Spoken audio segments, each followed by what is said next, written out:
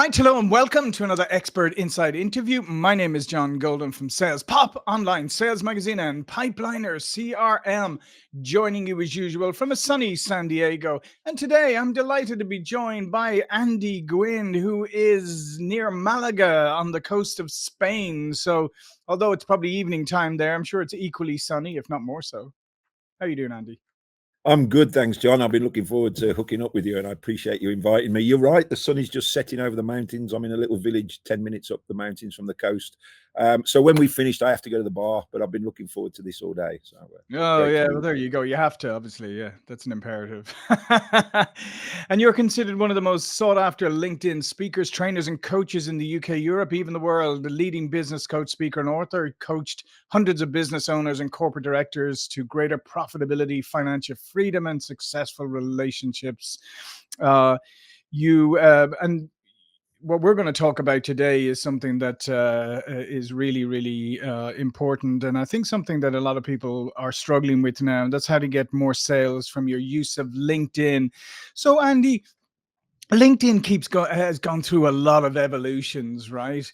And a lot of people today, I hear this complaint, and probably I complain myself a little bit, that it's become more difficult. It's become very spammy. It's become all of this. From your perspective, like, what are the things that you need to do to be successful using LinkedIn, and how do you overcome maybe some of the obstacles that are in our way, maybe inadvertently, but they're there? That's a great point. I think I love and hate the word spammy, because I don't. If you Google it, I don't believe you can be spammy on LinkedIn, because you've accepted my connection invite to connect with me, or I've accepted yours. So we've given each other permission, whether we consciously really recognize it or not. I have a process where I'm connecting with prospects every day and messaging my connections every day, and I'm doing the same for my clients. And occasionally we'll get somebody chuck something back, stop spamming me, and I just respond back going, interesting use of the word, but of course I can stop messaging you. I think you've got to look at LinkedIn. It's a vehicle. And I think, yes, we're being bombarded, and yes, there was a massive shift at COVID because everyone was locked down and went online, and I experienced and expected a massive explosion of usage. But there's also been a massive explosion of new users. LinkedIn has now reached something like 1.1 billion with a B personal profiles. I remember it being 3/4 of that not that long before COVID. So that surprised me. But of course, what's happened is people are just bombarding people with, I'll use the words my clients have used to me, crappy sales messages. And I think the overriding thing with this is just to think that the biggest problem for people is how to communicate in sales. You know this, it's all about sales. It's what you say and how you engage. I just had a lady today saying, hey, thanks for connecting. Would you endorse me? I've just endorsed you. And I went back to her and went, no, I don't know you. I don't know you. Why should I endorse you? Why don't we talk and maybe do some business first? And actually, if you're looking to grow your presence, your face, your brand, your engagement with prospects, why don't you learn to engage properly? And that's where I've certainly got a niche. And I know from people around the world telling me that the way we work, it's about how to construct. Yes, you've got to connect with the right people, but how do you engage? How do you write sales messages, marketing messages to gain that trust, rapport, everything else you talk about? So I think that's where people get hung up. It's not the platform, it's the message, it's the approach that people are using that's awful. Yeah, and I would agree. And one of the things that I found, for me personally, I think one of the worst mistakes LinkedIn ever made was the auto reply, because it just allowed a lot of bad behavior. But to your point is, I get these a lot, right? Where somebody has personalized the connection request, right, as you say, and you think, okay, that's very nice, thank you, and then you click connect. And then you immediately get a sales pitch coming back. And it's like, okay, you've just undone all the work that you did. And yes, I connected with you, but I didn't say pitch me. Cool. It's back to that word again. It's not the process, is it? It's the pitch. So I'm laughing because I've got this automation, this system. And my system, and I deliver for a load of my clients, is when you accept the connection, we wait 24 hours and then it'll send you a welcome message. But it's not a pitch message, it's a welcome message. And actually, I had 2 independent people say to me, we've tested just sending a blank connection invite. and our acceptance rate has gone up. And that flies in my face of send a personalized message for the last, I've been doing this in this way. I've been doing it for 10 Yeah. years. I've been delivering on LinkedIn for people for 15 years. Anyway, I thought I'll test it. And why do I think the psychology is? Well, maybe like you said, this guy's written a personal message, connection invite. When I accept, he's going to pitch me, so I won't accept. I don't know. Yeah. So I tested it and my connection rate fell. And so I switched it back on and it went back up. But I've then started, because I've got a new product, I do a lot with real estate investors. And so I started to connect with real estate investors and my connection rate's gone up even further. So should you leave it blank? Should you personalize it? Go test. I personalize it, but my welcome message is nice and soft. Hey, John, thanks for connecting. You'll see from my profile, I do X. If there's any way I can help at all, happy to. By the way, here's a document I've written on how you can pimp up your profile and generate more leads. I hope it's of value to you. Great to be connected. Yeah. Tell me where the pitch is. Tell me where the pitch is in that. that. And you see, and I always like to describe that's an elegant follow-up as opposed to, a sledgehammer, and it's a big difference. So, I mean, when you that's a great point that you raised up about the messaging, and I think that's obviously, as you said, that's where a lot of people fall down. So, what are some of the key components to being able to message in an elegant fashion? I mean, you just outlined one, but how do you message and engage in an elegant fashion? Hey, that's a great question that I'm not sure I've been asked for before. And thanks for referring to me as elegant. That's the first. So thanks, John. I think the one I've talked about, when COVID hit, I sat there and went, we've got to change our approach. I've got to help my clients change their approach. So with every message, I included what I called an asset. So a piece of value, an article, a checklist. Here's my ebook on how to do X. So what goes out with mine now is, here's my 20, I noticed, what was it? Here's my 9 tips to writing a more powerful profile. And then the follow-up message, because I'll send 2 follow-up messages, which you cannot do on your own. And my second message might be, hey, it's been a few days. You'll see from my profile, I do X. By the way, if you're posting, here's my 28 tips to writing more powerful posts. I hope that's of value. So I'm not asking for anything. I'm not asking. Someone pitched me again the other day. Great to connect.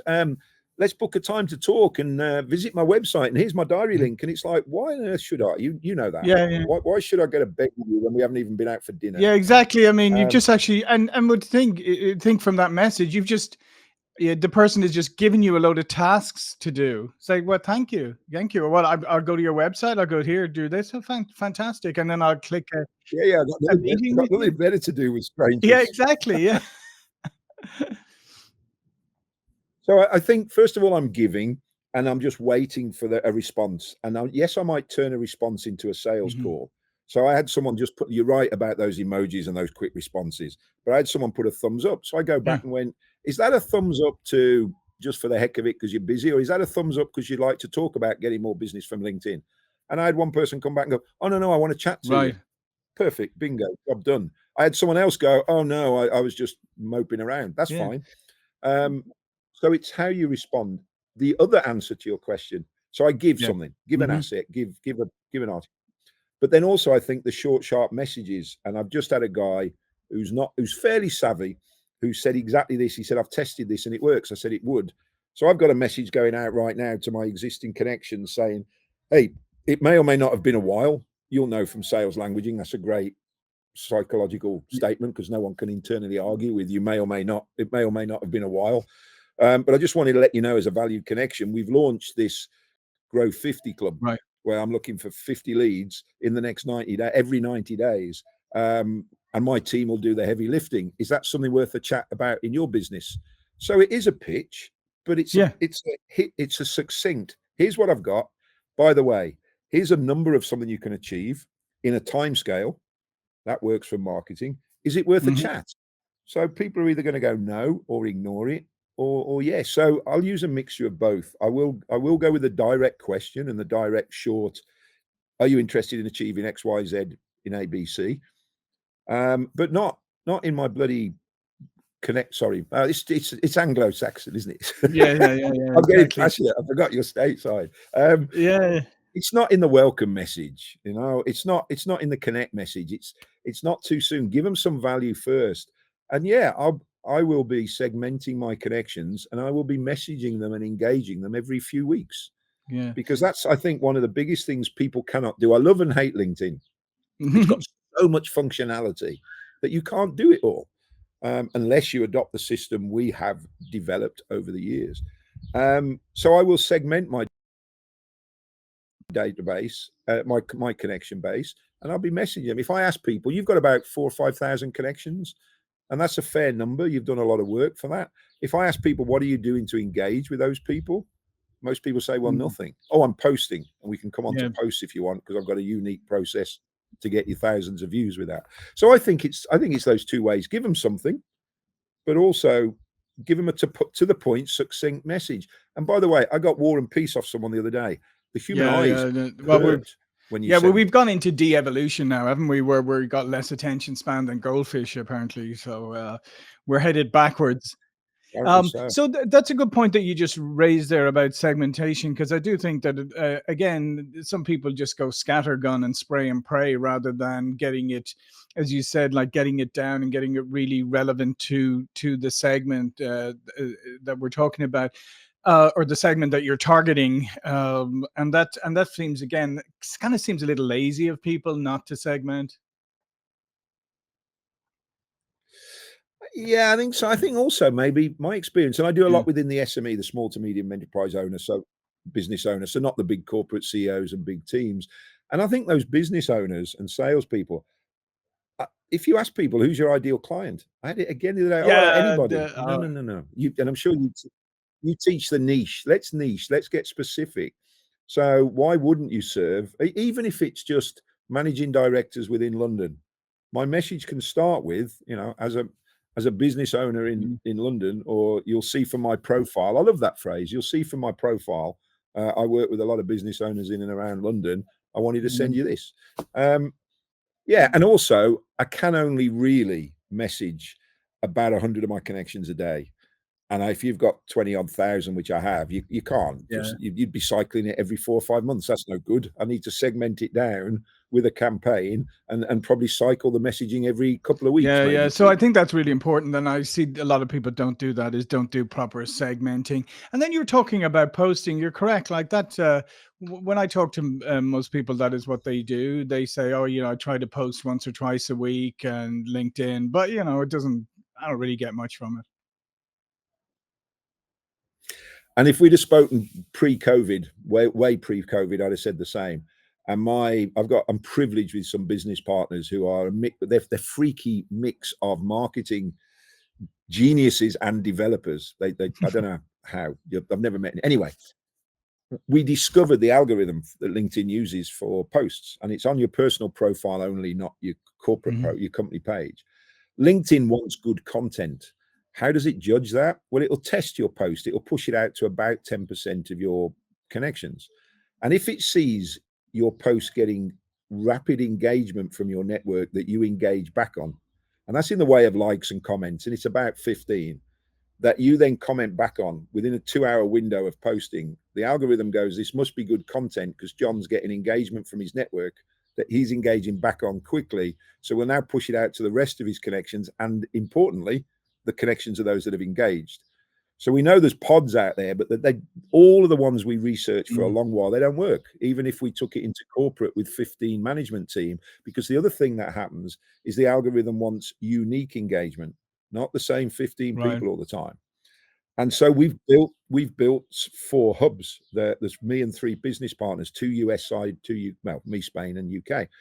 And so we've sold it as a membership club. Our clients, members will submit their post into the portal, and it randomly sends you your peers' post to engage on, and in return, your post goes randomly to other people. It's globally unique. I haven't been able to find anything else with it because of the tech side of it. Now, that was great because my members were going, now we're getting thousands of views of our posts, but we're still not getting any business. No, back to what John said 15 minutes ago, because your content sucks. Your posts are, and me and I've got a business partner friend who teaches people to write content. But by the way, guys, with Chat GPT now, it's easier than ever. I've got a client who knew nothing about marketing before Christmas, so 5 months ago, and he got 10,000 views on his post. I said, show me. And his post was brilliantly written. He said, chat. I said, show me the prompt. He said, no, I haven't got one. I just asked it to write me a LinkedIn post. And then I said, change the photo because we've already used that. He said, but I've been on ChatGPT every day for 90 days. It knows me. So I put into chat, tell me how I can improve my life. And it said, well, you've tried to drive down from Norway and you've been looking at motorbikes. It knew nothing about me. So I gave all of my articles I've written in 15 years, my profile, my websites to my VA. I said, put that into chat. Now ask it to write me a post. And it did. So you have no excuse for writing crap content now. So that's what we've been doing in our membership, is teaching people to write content. I've got the vehicle to get you thousands of views of your posts. But and what I was going to say with this business partner is he and I did a webinar years ago called the Proud to Announce Tour, because he gets on his high horse. He said, if I read another post that says, I'm proud to announce we've launched our new website, I'm proud to announce John has joined our business. He said, I'll shoot him. And so we called it the Proud to Announce Tour. And I still see people's posts like that. Nobody cares that you've got a family day or a barbecue or a new product or a new website. Yeah, I know. But I mean, that's what I think. That's unfortunately, I think that's a lot of people still see LinkedIn as, I think because a lot of it has to do with people buy into this. I have to post on a certain regularity, but I'm not prepared to put the work in. I'm just going to do it. I'm just going to throw this stuff out there. You go, I'm posting at whatever regularity they say and whatever, and then I'm just leaving it there and I'm moving on with my life. And obviously that's why you get the results you get. Absolutely. It's the same with anything, isn't it? You know, you're all about sales. You've learned all about sales. Blimey, the amount of sales appointments I've burned and then had to talk to my coach or go re-listen to my recording or do whatever. You've got, people are not taught. People go into business without being taught how to market and sell. And marketing is selling the concept of an appointment, isn't it? Or the concept of a call or something. So it's all selling. And the better my marketing, the better position my sales process. And they're not taught how to do it. And yet it's the most, I don't know, it's the oldest skill in the world. It's the most important. And, you know, if you're not getting any response to your posts, ask yourself, are you getting exposure? I can guarantee I can do that for you. But then are you writing good stuff? If you're not getting, I've just had a lady, a client, she said, I've had some poor responses from my messages. I'm thinking of stopping your system. I said, first of all, how many? Oh, one or two in hundreds.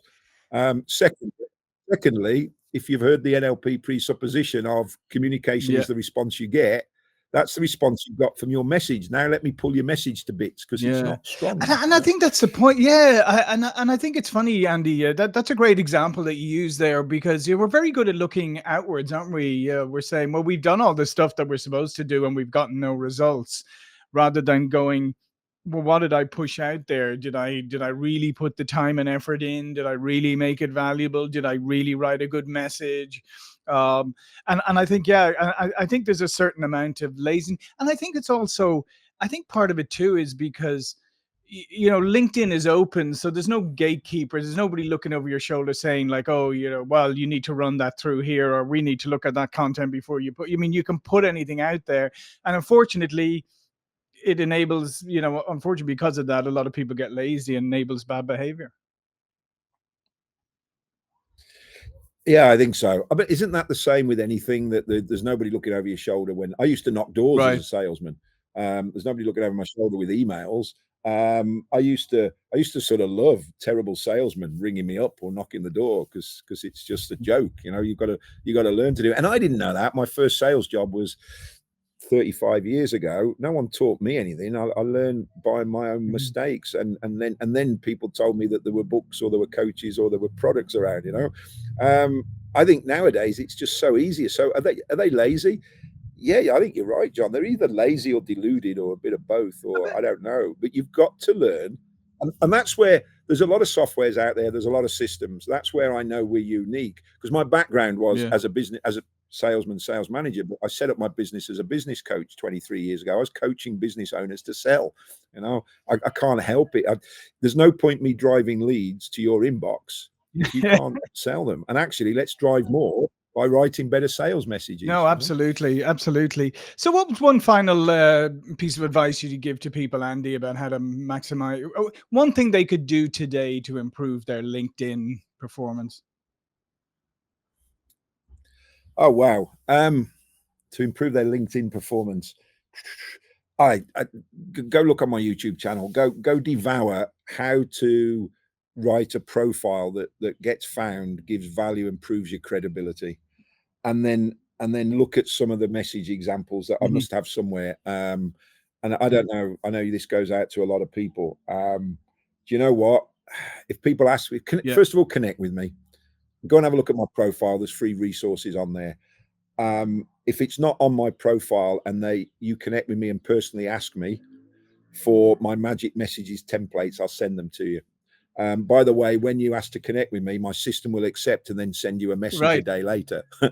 and you're going to go, what's he on about? He was on John's podcast. Yeah, it's my system. Okay, ignore it. The moment you message me, I will respond personally. Okay. I think you've got to learn to write messages and posts well, but at least do something. No, I can't say. You know the old analogy: if you knock enough doors, someone says yes. No, get better at it. Jim Rohn, late Jim Rohn, says you should work harder on yourself than you do on your job. So I'm not going to say go out and connect with lots of people, because if your process is naff, crap, poor, then it's not going to work. Learn to get better. Learn to write messages that engage with people. Yeah, I think that's the best piece of advice, is like learn to get better as opposed to just turn up the volume. And unfortunately, as we know, there are tools out there where you can turn up the volume very easily, but not turn up the results. So listen, Andy, this has been fantastic. All of Andy's information will be below this video, but before we go, remind people again what you do. What do? I help people get more business through the use of LinkedIn. So if you are looking for a consistent approach to consistently build your ideal prospects as connections and engage with your connections and get thousands of views of your posts and generate inbound from your post content, then I'm sure I can help in one way or another. And I've said that most of my business is with the SME marketplace, which I'm sure your audience is, but I've just put the phone down this afternoon to work with a corporate team and look at how they can take that in-house and work with their strategy. So anything about LinkedIn. There is only one Andy Gwynn spelt that way that looks this way. There is 5 of us. The Gwynn is spelt in different ways, as you know, because we're both Celtic, and your listeners can work out what that means. But I connected with the others. There's one in Texas, there's a couple in the UK, but none of them look like this, and none of them are working on LinkedIn. Excellent. Well, listen, Andy, this has been a pleasure. Thank you for watching and listening. Thank you for all those great insights. I would go recommend you go check out Andy's work. So look at the links below, go check it out. Could make a massive difference to you. And maybe this is the year you can actually make LinkedIn work for you, as opposed to whatever it's doing right now, which is probably something that you see as a kind of a chore, maybe something that you have to do, something that people tell you to do, but you're not really getting much out of it. So I would go recommend that you go check out Andy's work. So thanks again, Andy. Thank you for watching and listening, and I will see you all again very soon. Thank you.